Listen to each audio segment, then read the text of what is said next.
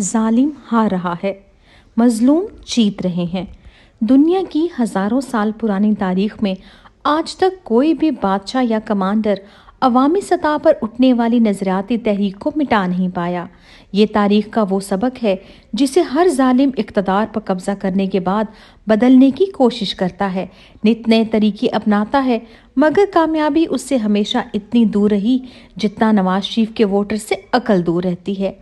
آج کے ظالم بھی اسی سوچ کے تحت کہ ہم تاریخ کا سبق بدل دیں گے، عوامی حقیقی آزادی کی تحریک کو مٹانے کے لیے نت نئے طریقے اپنا رہے ہیں، مگر ان کے طریقوں کو دیکھ کر ہنسا جائے یا رویا جائے۔ تحریک انصاف کے خلاف طاقت کے بے دریغ استعمال کے باوجود امیدواروں سے کاغذات نامزدگی چھین کر پولیس ایسے بھاگ رہی ہے جیسے شریف خاندان مشکل وقت میں ملک چھوڑ کر بھاگتا ہے۔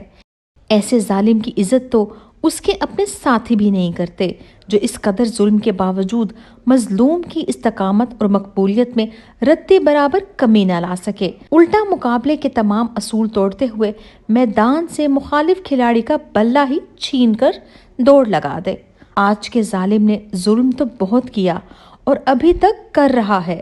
ماؤں بہنوں کی عزت تک کا خیال نہیں کر رہا، مگر اس کی بوکھلاہٹ میں کاغذات نامزدگی چھیننے والی اور بلہ کھینچ کے بھاگ جانے والی حرکت سے لگ رہا ہے اس ظالم کی قدرت نے رسی کھینچنے کا ارادہ